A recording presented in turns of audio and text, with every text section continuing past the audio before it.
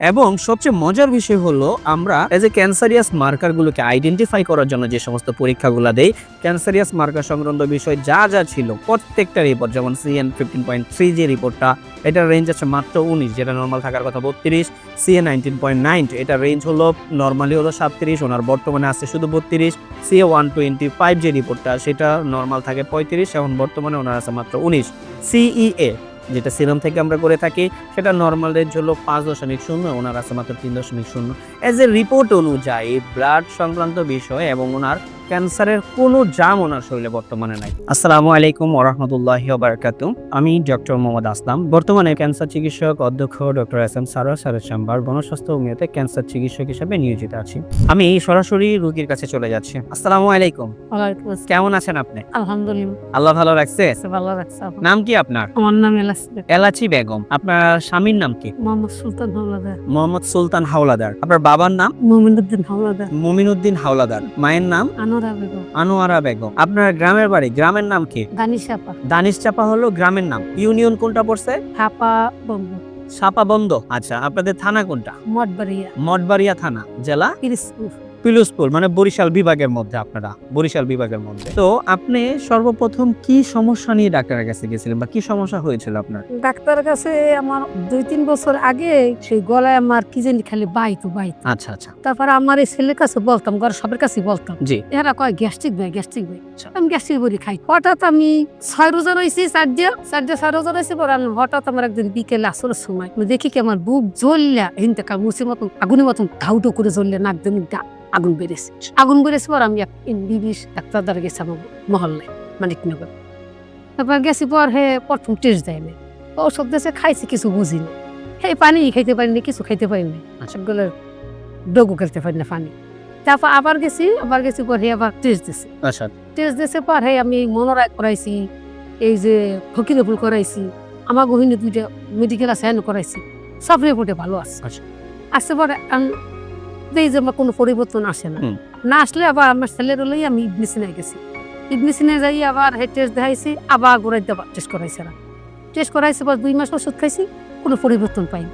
টাকা যাইতেছে, আমার রোগ ভালো হয় না কিসের নাকি। তারপর পর আমার ছেলে কইলো কি, আমার মেয়ের একটা ডাক্তার দেশি স্যারের কাছে গেছি পর আবার বলছে যে এন্ডোস্কোপি দিয়েছে। তারপর গেলাম পর এই যে টেস্ট করে বলছে যে খাদ্য নালীতে টিউমার ধরা পড়ছে। এবার শিওর লেগে আবার করাইছে কি FNSA। হ্যাঁ, বায়োপসি করাইছে আপনাদের? বায়োপসি করাই আবার সব টেস্ট করাই দেয় যে শিওর এইটাই। গলার মধ্যে ক্যান্সার ধরা বললো। আর এবার গেলাম মহাখালী যে বিসিরি, তারপর দাইলাম পিজিতে আমি 6টা থেরাপি দিলাম। থেরাপি দিয়ে আমি 4 মাস হয়েছি বাসায়, ভালোই দিছি, মুখে ঘাও হয়েছে।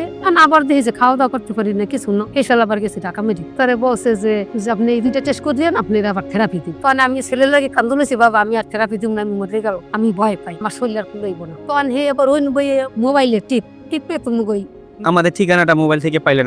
পাইয়ে পর আমি বাসায় গেছি পর 2 বাচ্চা এখানে আসছে, আইসে দেখে জানিয়ে গেছে পর আমার আওয়ার একটু মস ছিল না। আমার ছেলে আর এইটা মা তুমি যাও, মাছের মরচ মাল্লা রাতে। হ্যাঁ, টাকা পয়সা তো ভাঙছি গেছিল, তুমি যাও। তার পরের দিন নাইয়ে এই যে সব জানিয়ে ওষুধ নিয়ে খাইলাম।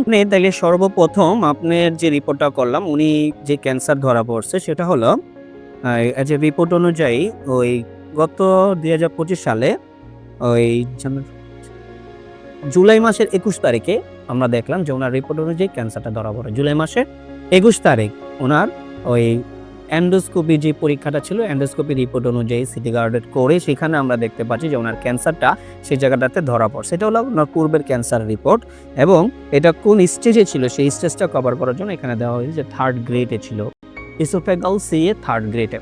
এরপরে উনি সর্বপ্রথম আমাদের এখান থেকে আগস্ট মাসের 11 তারিখে উনি আমাদের এখানে ট্রিটমেন্ট নিতে আসেন। আগস্ট মাসের 11 তারিখ, August, September, October, November, December, এটা শেষ করে আজকে উনি জানুয়ারির প্রায় আজকে 31 তারিখ উনি পুনরায় আবার আমাদের এখান থেকে ওষুধ নিয়ে আসতেছেন। তো আমরা আমাদের কথা মতো আমরা যে বলি যে 4 মাস পরে আমরা পুনরায় পরীক্ষাগুলো করব, সেটা সেই কথার উপর ভিত্তি করে আমি 26শে জানুয়ারিতে আমরা ওনাকে পরীক্ষাগুলো দেই, যেটা কিনা উনি 27শে জানুয়ারিতে পরীক্ষাগুলো করছে। 27শে জানুয়ারি পরীক্ষাতে ওনার ব্লাড সংক্রান্ত রিপোর্ট, সেই লিপিড প্রোফাইল সংক্রান্ত রিপোর্ট, এই সিরাম ক্রিয়েটিনিন সংক্রান্ত রিপোর্ট, হেপাটাইটিস B সংক্রান্ত রিপোর্ট, এগুলো সব আলহামদুলিল্লাহ নরমাল।